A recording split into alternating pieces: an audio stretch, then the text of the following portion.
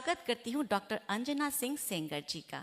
जी हाँ, आप भारत सरकार की सेवा से स्वैच्छिक सेवानिवृत्त अधिकारी हैं। वर्तमान आपके कई हिंदी काव्य संग्रह, उर्दू गज़ल संग्रह, हिंदी गज़ल संग्रह, खंड काव्य प्रकाशित हो चुके हैं। संस्कार ग्लोबल स्कूल के चेयरपर्सन के रूप में Guinness book of world record एवं golden book of world record में आपका नाम दर्ज है। संयुक्त राज्य अमेरिका की अंतर्राष्ट्रीय हिंदी समिति द्वारा हिंदी सेवा सम्मान तथा फ्रांस की संसद में भारत गौरव अवार्ड 2024 सम्मान के अतिरिक्त अन्य अनेक राष्ट्रीय एवं अंतर्राष्ट्रीय सम्मानों से सम्मानित किया गया है। वक्तव्य के लिए मंच पर आपका स्वागत है डॉक्टर अंजना सिंह सेंगर जी। आपका स्वागत। कल मैंने अंजना जी से बात की तो उनसे बातचीत में दौरान मालूम चला कि उनकी बात का जो मौजू है, सब्जेक्ट है, विषय है कि इश्क, मोहब्बत, प्यार, एहसास में हमें हर बात वैलिडेशन की यानी कि स्टैम्प की बहुत ज़रूर आवश्यकता पड़ती है। तो एक पंक्ति के साथ उनका स्वागत करूंगी कि उनकी गली में रोज़ जाना, उनकी गली में रोज़ जाना ऐसी क्या मजबूरी है जनाब, सारे दिन के चैन के खातिर एक निगाह जरूरी है। स्वागत कीजिए अंजना सिंह सेंगर जी का।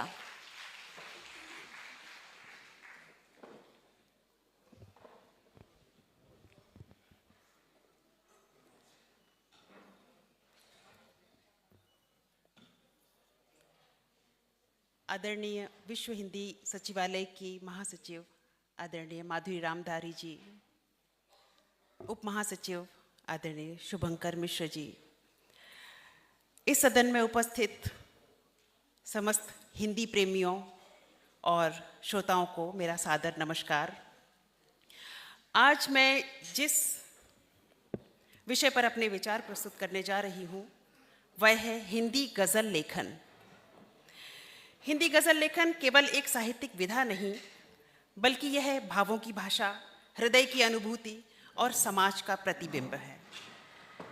गज़ल वस्तुतः अरबी अदब की काव्य भाषा है जो फारसी और उर्दू से होते हुए हिंदी में आई।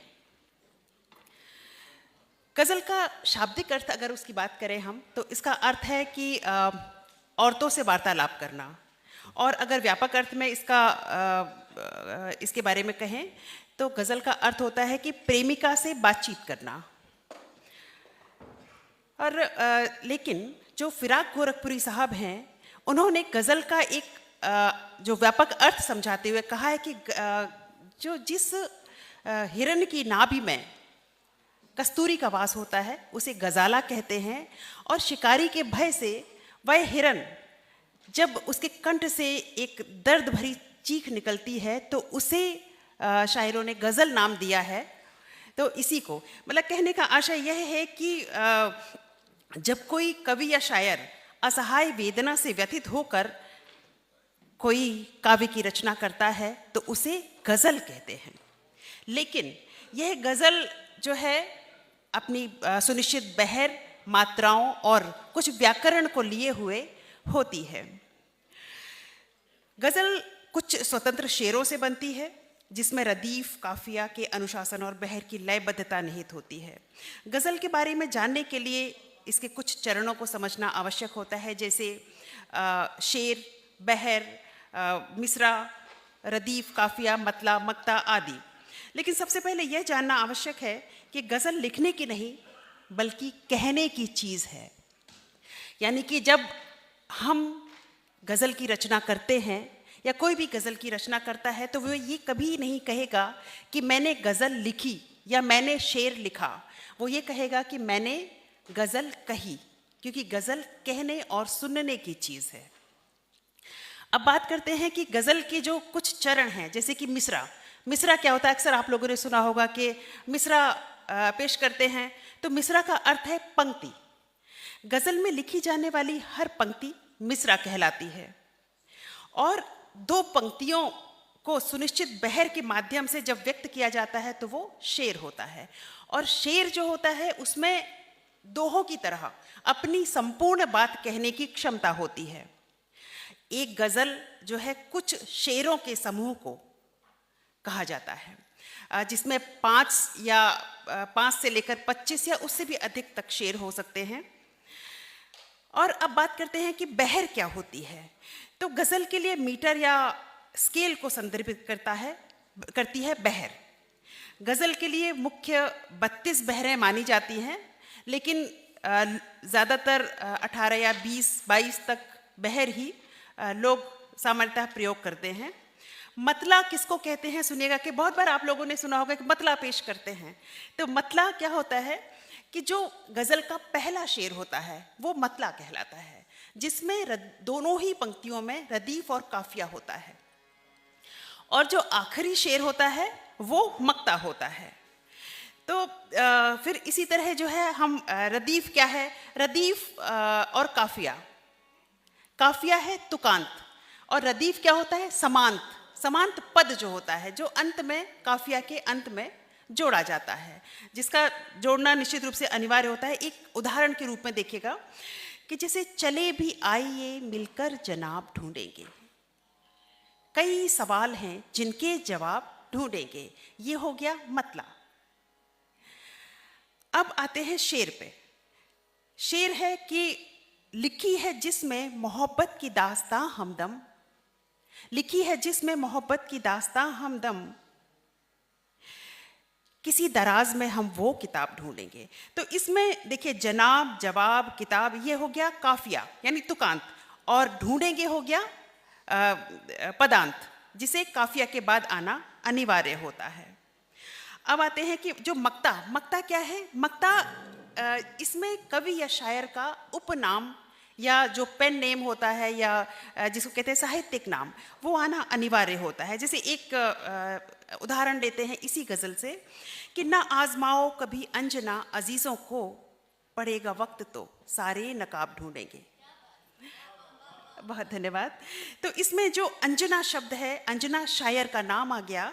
तो ये एक हस्ताक्षर के रूप में, शायर या कवि के हस्ताक्षर के रूप में मक्ते का प्रयोग किया जाता है। तो इस तरह ये गज़ल जो है संपूर्ण होती है, लिखी जाती है, कही जाती है। अब इसके विकास के बारे में बात करते हैं कि हिंदी गज़ल का विकास जो है इसका आरंभ कहाँ से हुआ। तो हिंदी गज़ल का आरंभ भारतेंदु हरिश्चंद्र से माना जाता है, लेकिन जो संत कवि कबीरदास थे, पहले उन्होंने हिंदी गज़ल कही कि हमन है इश्क मस्ताना, हमन को होशियारी क्या, रहे आज़ाद या जग से, हमन दुनिया से यारी क्या।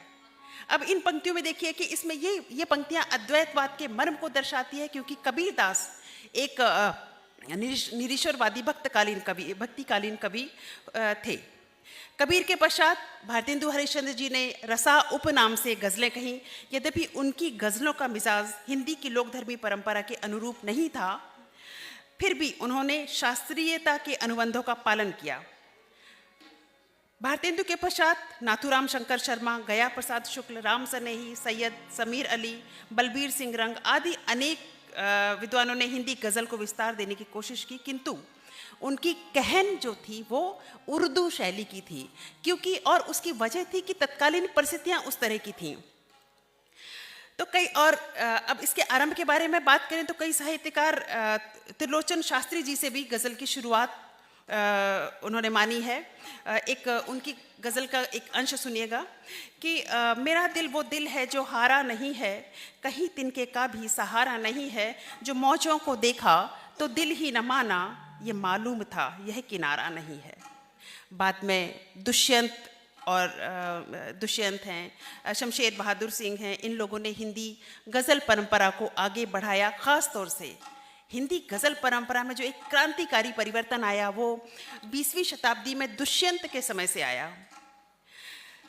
दुष्यंत ने इसे प्रेम की अभिव्यक्ति से बाहर निकालकर जनमानस से जोड़ा।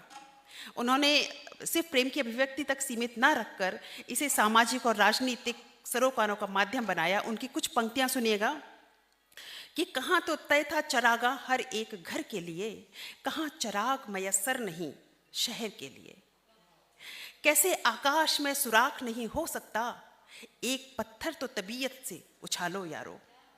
ये सारा जिस्म झुककर बोझ से दोहरा हुआ होगा, मैं सजदे में नहीं था, आपको धोखा हुआ होगा।